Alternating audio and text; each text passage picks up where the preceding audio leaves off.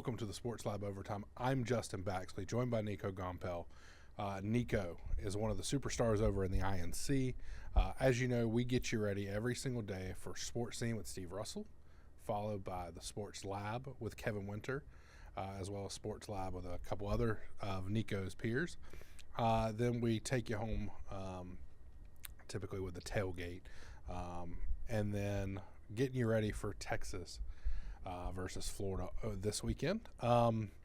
Kevin Winter will be live over at Rally House today with a couple folks, and they'll be bringing you a nice giveaway, a couple tickets to the Texas Florida game, as well as some gift cards. Make sure you go over there, check them out. They're going to do some really great stuff, and we'll obviously get you ready for that. Nico, glad to have you here on Sports Lab Overtime. Why don't you tell us a little bit about yourself? First of all, Justin, thank you so much for having me. My name's Nico Gompel. I'm a junior from Orlando, Florida. Huge sports fan. Grew up watching football, watching basketball. Those have always been, my two main sports. And I'm excited for Gator football. We've struggled so far, but we have the potential to really change our season so far. So I'm excited to see what's going to happen this weekend. Nico, you and I have talked a good bit over the last few weeks, and I'll say, of all the people that I've talked to, I think you may be the most positive when it comes to where the Gators are at, just in that you seem to still have hope for this team, right? And I think that, one, that's a refreshing take. I think we sometimes we get a little caught up in the bad, and you've been able to find some good stuff, along the way. In particular, coming into this Texas game, you mentioned that you feel like this is a chance for them to get right. What are your kind of thoughts heading into this game? What would success look like on Saturday? Success to me comes down to two things. Number one is the performance of DJ Lagway. Every Gator fan coming into this season has expected Lagway to be, quote unquote, the savior and the guy who would be the Tim Tebow-esque quarterback that we've needed for the last 20 years. But so far, obviously, that has not worked out. LSU was the defining moment of we may have a quarterback problem, and now a lot of people think he is not the guy. He can't be fixed. It's all, Billy Napier's fault, blah, blah, blah, blah.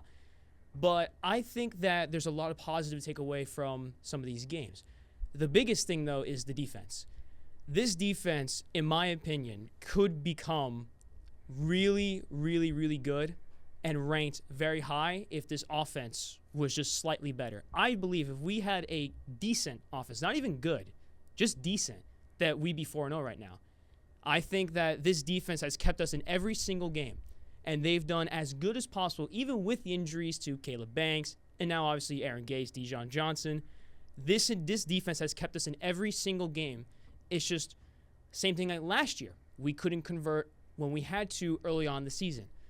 But I remind everyone, last year, when our offense started to get figured out a little bit more, that's when we started winning more games. And obviously, after LSU and after Ole Miss, we saw this, crazy potential team that coming into the season, many people thought could be college football playoff contenders.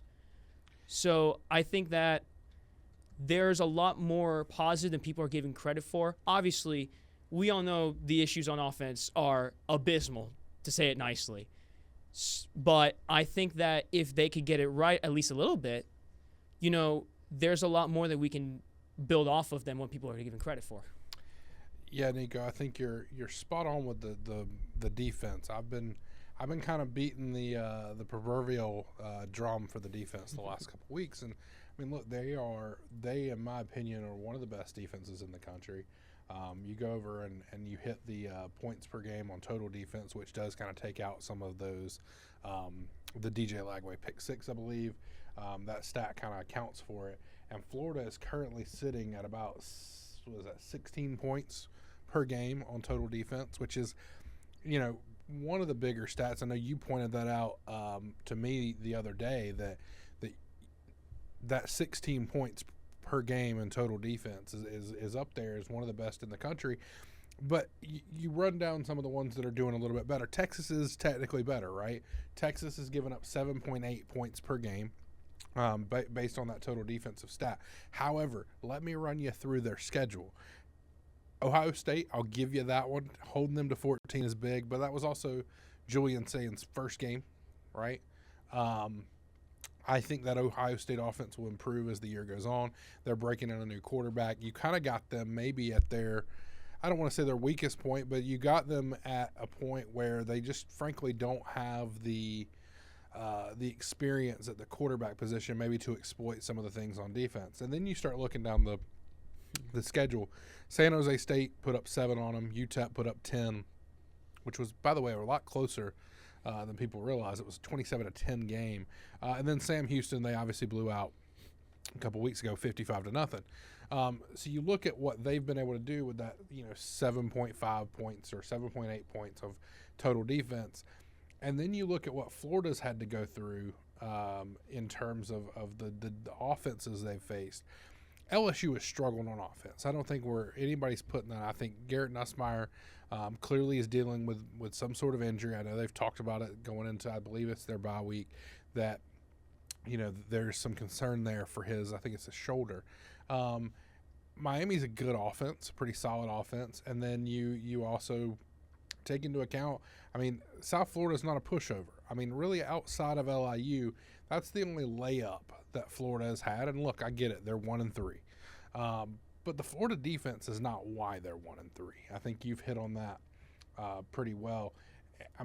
Again, you start running those stats down, and you're like, okay, well, if Texas's defense is this good, how on earth is Florida gonna be able to beat them? Well, you have to just hope that the Florida offense is better than the UTEP offense, better than the Sam Houston offense, and up there maybe with the Ohio State offense of week 1. Now, whatever Ohio State does the rest of the season, that might be a different story. I think that offense is going to get better. They've got Jeremiah Smith. They've got Carnell Tate. They've got some serious weapons there. But you start looking at, you have to hope that maybe Florida is going to be the best defense Texas has faced. And you hope that maybe they found something in the bye week, Nico? Yeah, well, it came out, I think, a couple days ago, maybe yesterday, that Billy Napier said that DJ had his best practice of the season so far. So there's obviously, we're all hoping that that's the case. But I want to see him be able to manage the game, because I believe that when he is forced to be the guy, at least right now, is when he starts getting into trouble. LSU was the perfect example of that. What happened was they stopped running the ball, and then they got down after Lagway's third pick, I think, went back for the pick 6. And then DJ Lagway was just forcing balls into coverage, and we all know what happened. He threw 5 picks. But the thing that I think UF needs to do in order to have a chance to win this game is to be able to run the ball a lot. It is forecasted that it will be raining almost all day on Saturday. I checked, it was supposed to rain from the early afternoon to the late night. So throughout the entire game, it's supposed to rain. And with a team that has an offensive line that has underperformed as Florida's has this year, being able to run the ball when it's wet, when it's raining, matters. And not forcing your quarterback to be one-dimensional or your offense to be one-dimensional is key in a weather game like this. There is not a single quarterback in college or in NFL generally that you can say, throw 40 passes in the rain without running the ball and we win this game. Maybe Mahomes, but, it's just not something that is smart play calling. The question is, can this offensive line do something? Because at the beginning of the season, we all thought this was a top 10 offensive line in the country. And outside of Austin Barber, even Jake Slaughter, this offensive line has really underperformed, especially on the right side of the offensive line. That side of the line has not been able to block anyone. If I'm not mistaken, I saw this. One of our tackles, I think, had a 1.4 PPF grade, which was by far the worst in the entire country. Now, I don't know if that's true, but that's what I saw from On3. But that goes to show how bad this offensive line can be this season. And the fact that we have not been able to run the ball enough, I think, is partially due to that. Because I don't care who you have at running back. If you have an offensive line that can't block for you, there's no point of running the football. So, but in this game in particular, if it is going to rain, which it is forecasted to do, we have to be able to run the football in order to get back on track, I think. Yeah, so looking at you mentioned the weather forecast, scattered showers. So, I mean, there's at least a possibility. And look, I'll be honest with you, I just moved down to Gainesville in the last few months, and every day feels like that's the forecast, to be honest with you, Nico. So I don't know that it's going to necessarily be a torrential downpour the whole game, but you're right. If the rain becomes a factor, running the football will obviously be a big part of that. And if I'm not mistaken, on the Texas side of the ball, one of their running backs, Travius Wisner, is actually or he's questionable, I think. He's actually doubtful. Yeah, I checked earlier. Yeah. So he is maybe trending towards sitting out, which is maybe a welcome sign for Florida, especially if this turns into more of a slugfest on the ground. Yeah, I think that, you hit on a lot there. I think that it's a situation where the offensive line has to perform better. They've got to give DJ more time. I did see that PFF grade. It was definitely low. In fact, I think right after the game I saw somebody posted it might have been around 0, and so that 1 is it's not been great. And look, I think me and David talked about it yesterday that every part of this team has underperformed in some way outside of the defense, at least on the offensive side of the ball. You look at the tight ends. Tony Livingston dropped the easy walk-in touchdown against USF. The running backs have been great, but they just haven't gotten enough carries. And now Jacoby Jackson is out for this game against Texas. The receivers, Vernell Brown's been great, but outside of Vernell, Trey hasn't been up to his standard, in my opinion. I think you also look at somebody like Aiden Mizell has missed a couple games. And J. Mike, unfortunately, has been getting doubled so much because of that. But Dallas Wilson will be back. So you have to hope that maybe that opens it up, not only for Dallas, but opens it up for Vernell Brown. It opens it up for Aiden Mizell, opens it up for J. Mike, and opens it up for Trey. Just having another weapon out on the field. Maybe being able to stretch a defense, because that's the other thing right now. There's no explosive plays on this offense. They're not able to break them off. And the one play you can point to that's a sign of an explosive offensive play is the 87-yard touchdown to Jaden Ball that got called back on a holding call against this offensive line. And so it's almost like every time you go a step forward, you take a couple of steps back, and so you're just kind of hoping that this is a get-right game. You're coming out of a bye week. You're facing a team that, frankly, has struggled in their own right. Now, obviously, they've been able to struggle their way to a 3-1 record, but they also haven't faced 2 top 10 teams.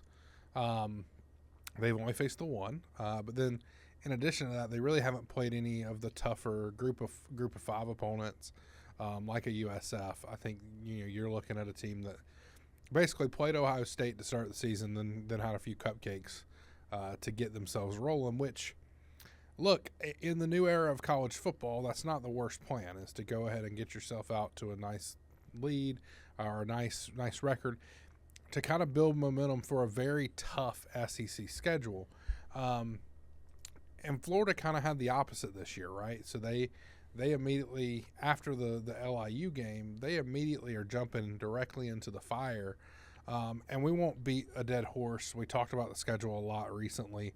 But I do think that's important context when you look at, where these teams are in terms of what's going on so far this season. You mentioned Jaden Ball. He's averaging like 6 something a carry. This is yards after contact. So even when defenses are, I think it's 6 yards against stacked boxes, even when defenses are lining up to stop him, he's still basically getting you a first down every 2 carries.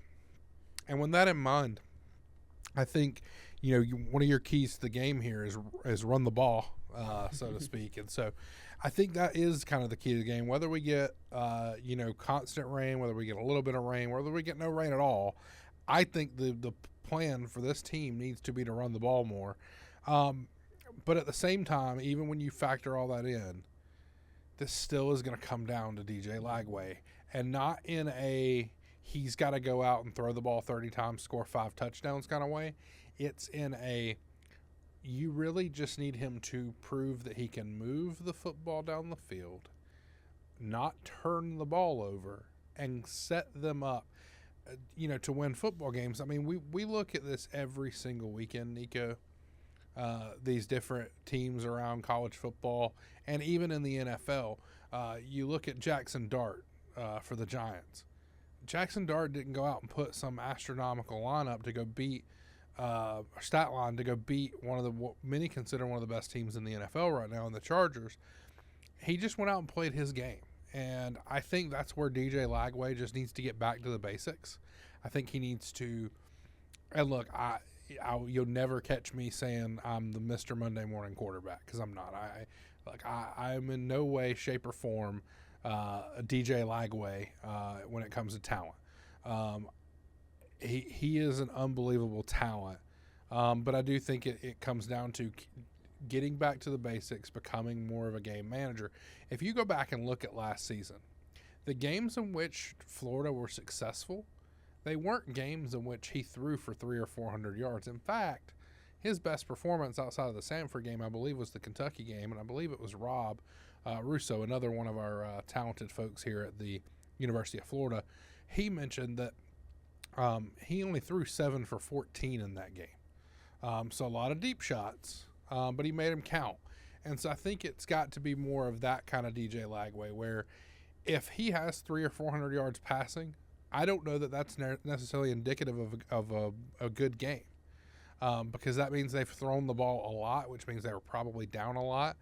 I think the goal for DJ has to be around 225 yards, a couple touchdowns, no interceptions. I believe that was pretty similar to what your keys to success were as well, Nico. Yep. Is that right? Mine was 200 yards, no turnovers, pretty much. The touchdowns is more of a bonus because if we just keep going down the field or rushing touchdowns, then so be it. Yeah. But like you mentioned, last year when we were our best was when Lagway was throwing the ball down the field.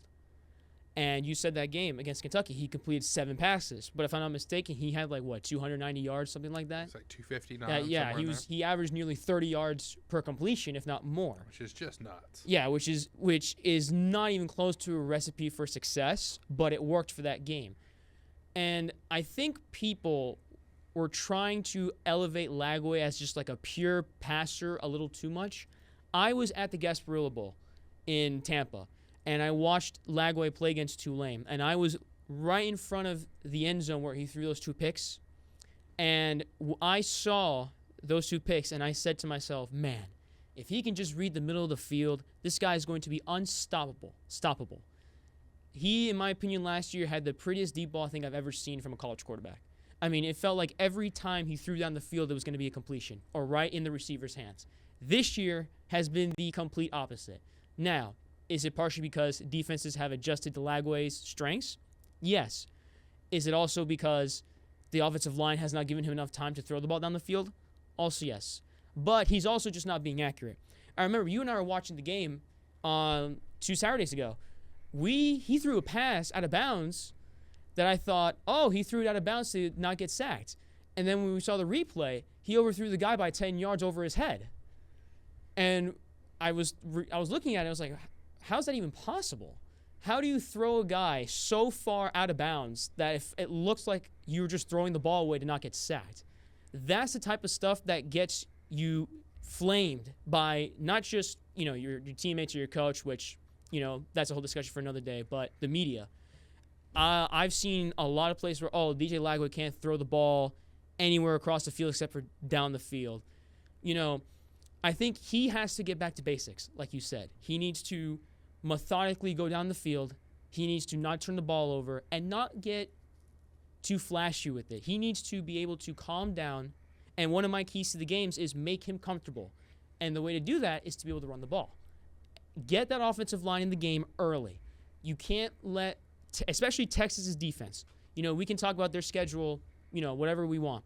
But the fact is, their defense is very good, regardless of what anyone says or their schedule. What they have to do is to get Lagway comfortable early in the game so that if they're losing in the game later, in the fourth quarter, he can be able to go down the field and win the game. It's all about getting him comfortable early. You can't let him run around the pocket, try and make plays from the opening kickoff.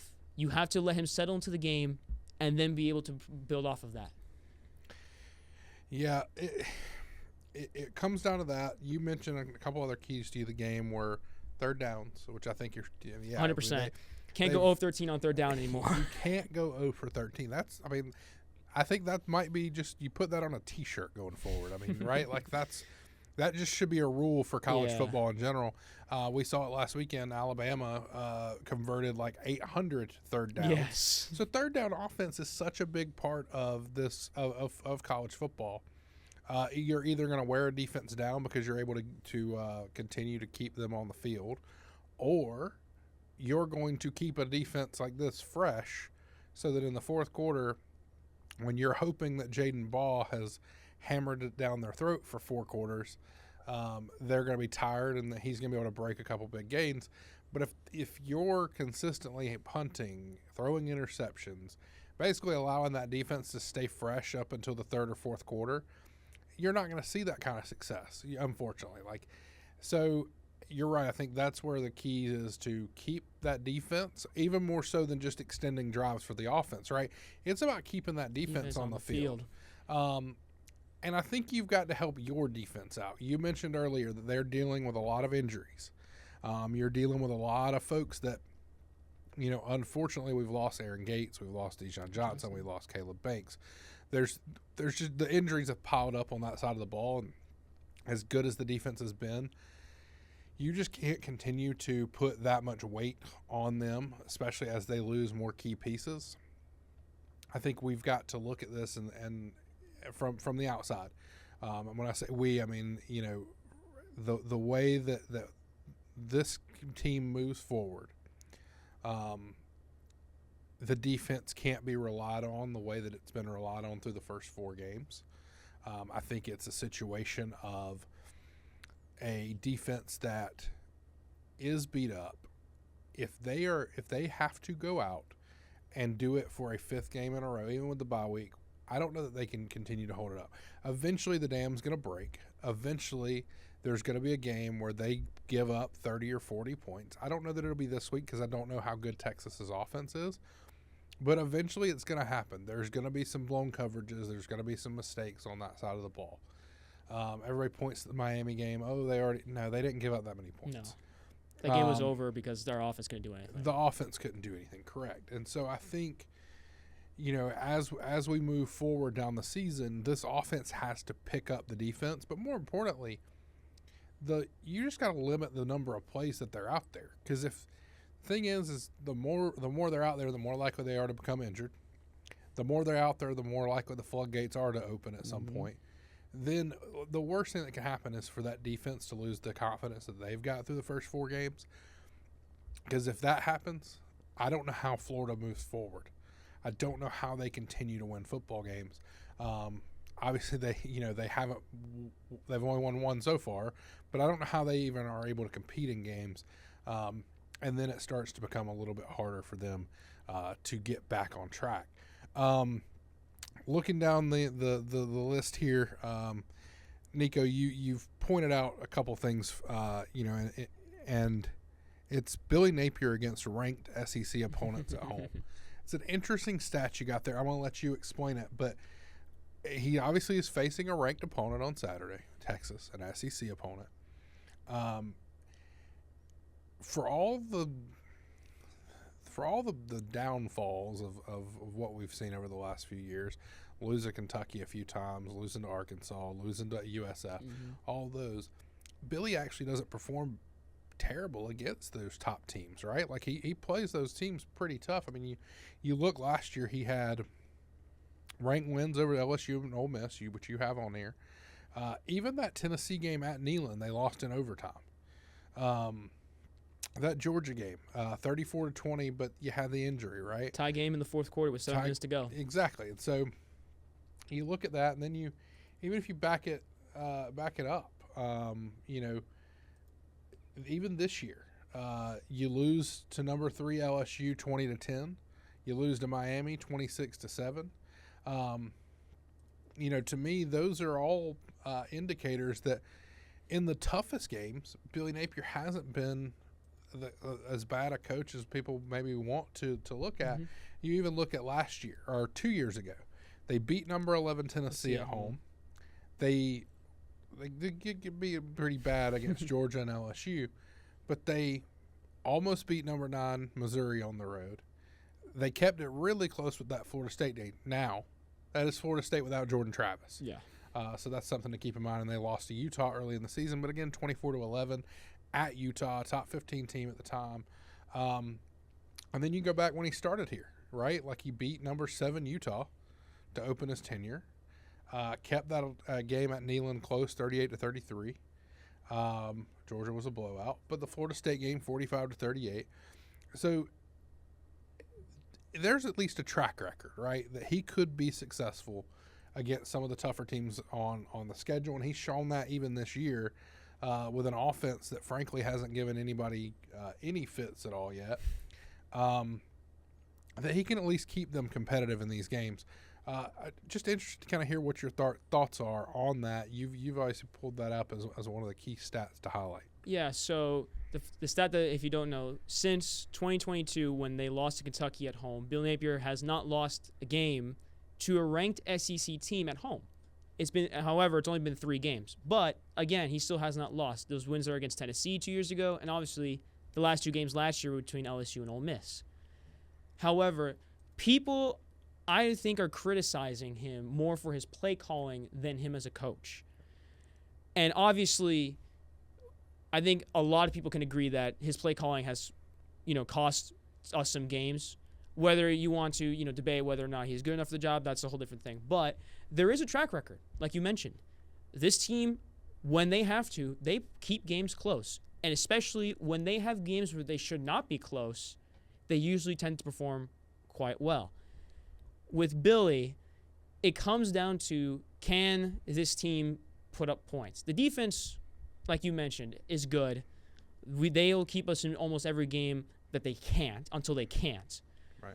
And the thing about it is, when it comes to playing against ranked teams at home, they play well. They're not flashy.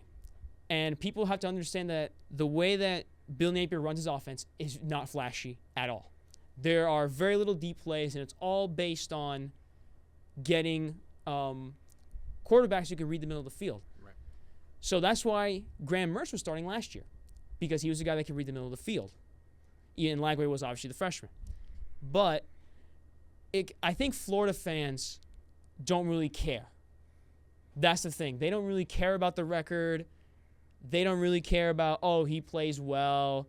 He looks at, you lost to Kentucky.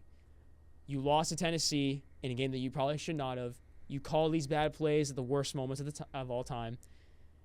And you have a losing record against all 3 of your rivals, Tennessee, Georgia, and LSU. Yeah. That's what they care about. They don't care about the record at home. They don't care about who you beat.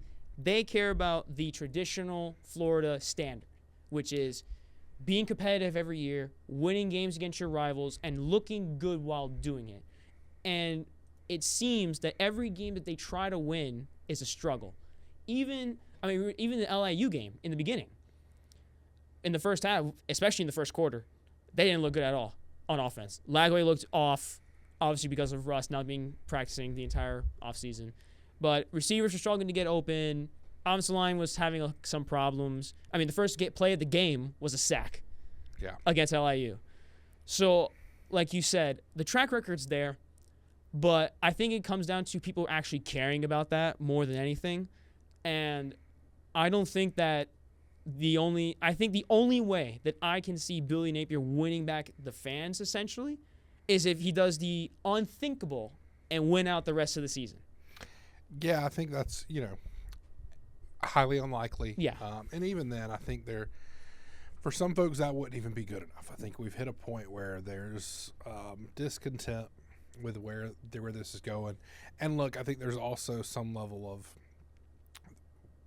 they saw it at the end of last year where he did win out, thought this was going to be the chance to turn it around, and then they start out 1-3.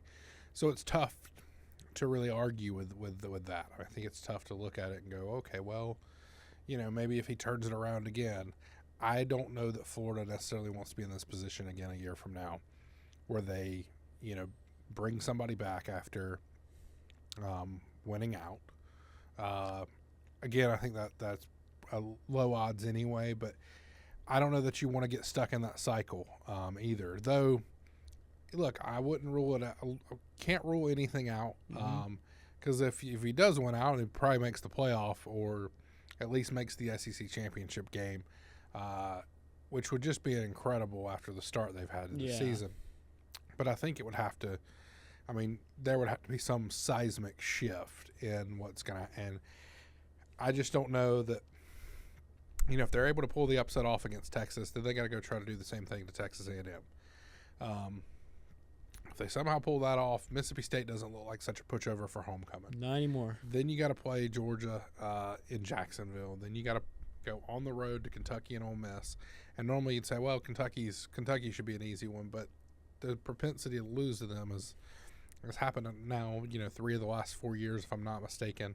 And then you got to finish out with Tennessee and now a Florida State team that coming into the year we didn't really think was going to be another ranked opponent, but they are. So, like I said, I don't want to beat the dead horse on the schedule, but when you really start looking at it, it's hard to lock in a whole lot of wins. I don't know that there is a locked in win on the schedule. I think they're all going to be tough. I think it's going to be a situation of week to week what this team looks like, and you just have to hope that they are able to get right against Texas.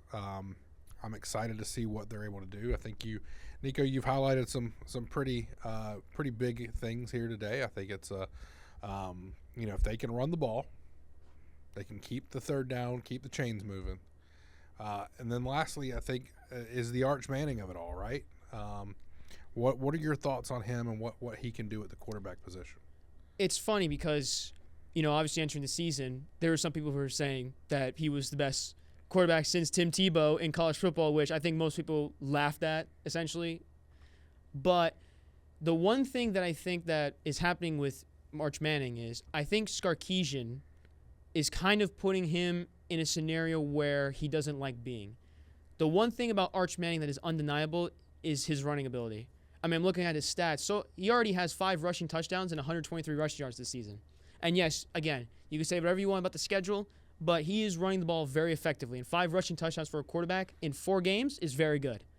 So I feel like part of his problem is he's not being put in a position where he can be at his best, kind of like Lagway in a way, where getting him on the move, I think, is his best scenario. When it comes to him as a passer, I think, like you said, not being a dead horse so much, but he has a tendency to be quite inaccurate in the middle of the field, kind of like DJ Lagway. But he also has the ability to make plays with his legs, and that allows that offense to be able to move down the chains with that run game, and having him as a threat that you essentially have to put a QB spy on him all the time in order to slow him down. But as a passer, there's obviously a lot to be desired. I mean, I'm looking at it here, 61.3% completion percentage, 888 yards. It's not bad. It's not the worst thing in the world, but for someone who is so hyped up as the Heisman favorite into this season, it's not the standard that, everyone was expecting. Yeah. So I think Arch Manning has a chance to prove a lot of people wrong this weekend. It's his first SEC road game at the Swamp. If he can go out there and play very well against a defense that has shut down pretty much every offense that they've played, except the last 10 minutes against Miami, then he can really push the name and say, hey, I'm here now, and I can be a really good quarterback for Texas. Yeah, I think, this is a moment for Arch. I mean, I think it's a chance for him to, one, make a statement that he is what he was as advertised. He's one of the best quarterbacks in the country because he's playing against arguably the best defense he's played to date. Ohio State's obviously very good. It's an opportunity too to do something that his fellow Manning, Peyton specifically. Peyton never beat Florida. Never got a chance to tame the gator, so to speak. And so Arch is looking to do that. Arch is looking to maybe avenge Uncle Peyton a little bit. But, I think, like you said, it's an opportunity for him to make a statement. If you're Florida, you've got to put pressure on him, make him you mentioned making him uncomfortable, really not allowing him to break containment and run the ball either. So if you can, really set the edges, make sure that nobody can get around there, and then, even up the middle, that QB spy could be a big thing. But also, they have been known to throw in some wrinkles where there's some design runs. And so being really aware of that. They've got some other folks on their team too. I mean, Ryan Wingo is a really fun receiver. Parker Livingstone, DeAndre Moore Jr., Jack Injuries, tight end. They've got some folks over there on that other side of the ball that offense can be good. I know it hasn't lived up to expectations yet either. Very similar to Florida. This really feels like a game that both teams badly need to be at their best. For Texas, it's making sure that you aren't looking ahead. Too, they've got their biggest rival at home next weekend against Oklahoma in the Red River rivalry. That to me is a positive for Florida. Is that maybe very similar to what Florida State did this past week with Virginia, where they got caught looking ahead a little bit to the Miami game. It's possible that Texas could get caught looking ahead to Oklahoma. And the Gators could potentially catch them slipping and beat them. The other thing is maybe after the Ohio State loss that this Texas team has figured some things out and can go out and really, make a statement that, one, we're not going to get caught looking ahead, but two, that, that early season loss to Ohio State is not indicative of who we are going forward.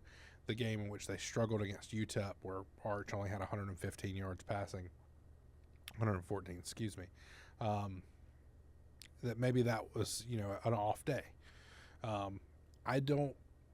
think if Arch has an off day, the big thing is the Gators have got to make them pay for it. 100%. 100%. At the end of the day, they have to make them pay. Nico, we'll wrap up here. We got to get you over to Sports Scene with Steve Russell. I've enjoyed getting a chance to chat with you, talk some Gator football.